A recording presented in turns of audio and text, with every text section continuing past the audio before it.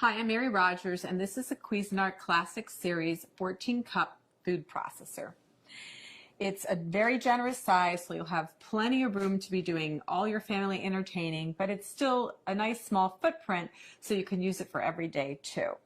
So you'll notice it's got a nice square base, and it has what we call paddles to operate. So here, this one, you press it down, it's on. This one is off. And if you press and hold this one down intermittently, it would be for pulsing. So, has a nice smooth finish. It's stainless steel on the outside. Has a lid that you remove by twisting and just pulling it off. It's really simple and easy to operate. This is your feed tube. And there's also a smaller feed tube inside, which I'm going to show you how to use a little bit later. And you can actually drop things in through the feed tube like garlic. We're going to do garlic and jalapeno. And you can actually have the machine running. And it's a very efficient way to chop up garlic and some other items. The other thing is that it's great if you want to add liquid very slowly. The small feed tube has a small hole in it, so if you want to make vinaigrette, you can just pour the oil directly into the small feed tube. Or if you're going to make mayonnaise where you want to slowly incorporate any kind of oil, it'll just drip through the feed tube directly into your bowl in a very consistent way so that you get a great finished mayonnaise or a vinaigrette. So let's look at some of the other items that come with your food processor. In the bowl already is your chopping blade. And we call this the S blade because it's shaped like a little bit like an S. And this is used for everything from chopping herbs and onions to pureeing, mixing, and also kneading doughs. And then the next thing is your stem. And the stem is attached to the bottom of your discs by lining up this arrow here with this one here. It's a little hard to see. And you just press this down and turn to lock it into place. And then what you would do is you hold your disc by the edges, and there's also a little icon up here. It's the same shape as the stem on the bottom, and if you line those two up, you can just slip it in really easily. So that's the shredding disc, and it's medium. We always recommend that you lay the disc down and then put on the stem accordingly. And to do any type of slicing and shredding, you would use the medium slicing disc, not shredding, slicing. And you do the same thing. You line the little arrows up. You press and turn to lock it into place. Always hold it by the edges. And once again, if you line the stem up, I'm not doing it very good, but this is the way it goes. You just slide it right into the work bowl. And then what you would do is you put your lid back on and you would slice and shred. So you could either use the pulse function to slice, or what you can do is you can turn it on. But as soon as you remove the feed tube, it'll stop. So that you would then add more ingredients, and we can do batch processing. So you would add, let's say, potatoes, slice, and then continue on. And then we're going to turn it off. So what we're going to do today, that's all of the parts that come with your food processor. And also you get a little spatula we help you with. What we're going to do now is we're going to put in the chopping blade. I'm going to show you how to make a guacamole very quickly and easily. So just put that in. And the first thing we're going to do is we're going to add our cilantro. I'm going to add most of it, not all of it. And you're going to see how efficient this machine is at chopping up ingredients. So very quickly and easily. So I modified this recipe a little bit in comparison to how it's written in our instruction manual. Next, we're going to add our tomatoes, which were seeded, and the pulp the interior was taken out, the seeds. And we're going to pulse that until it's finely chopped.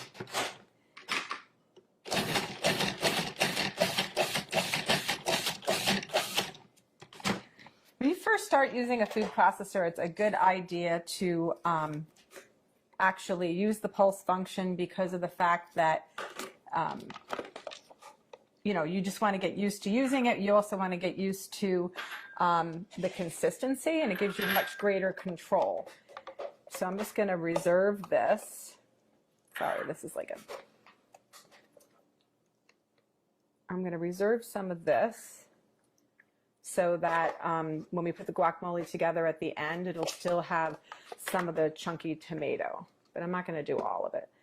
And when you know, if you have your own favorite recipes, you can modify accordingly. So just remember that whatever you put in the bowl first, if it stays in there the whole time while you're chopping and mixing or pureeing, that will be the smallest thing at the end. So just keep that in mind. So I didn't remove everything, just most of it. So the next thing what we're going to do is, with the machine on and running, we're going to drop in the garlic and the jalapeno through the feed tube.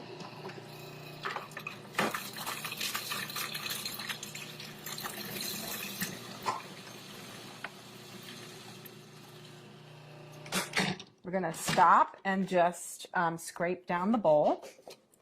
And then we're going to move on and add our onions, our green onion. Oops, sorry. So we have to add the green onion. Again, we're going to chop that until it's fine. And then we're going to add the majority of the rest of our ingredients. The first being our fresh avocados. So just do that by adding that like so. And the last of the ingredients, so of course lime juice. This helps keep your guacamole also very fresh looking and gives it lots of extra flavor. This is the salt, cumin, and then the last ingredient is the chili powder. Give it a little zip. So now what we're going to do is we're going to put the lid back on, and then we're going to pulse until it's really creamy.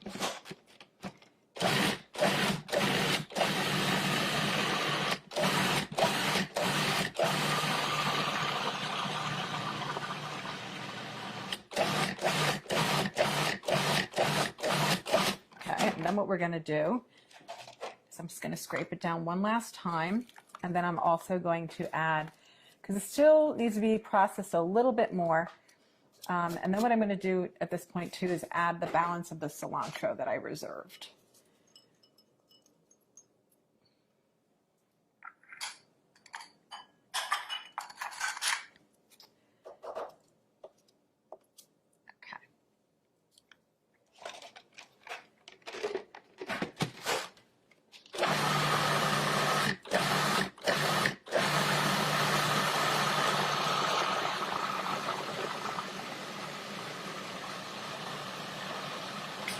Okay, that looks like it's mixed really well because it's very creamy. I'll show you. It's nice and very, very creamy looking.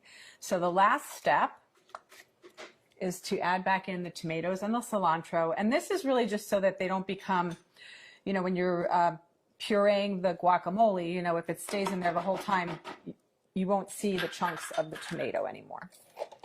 Let's just add that back in, and we're going to pulse until it's incorporated.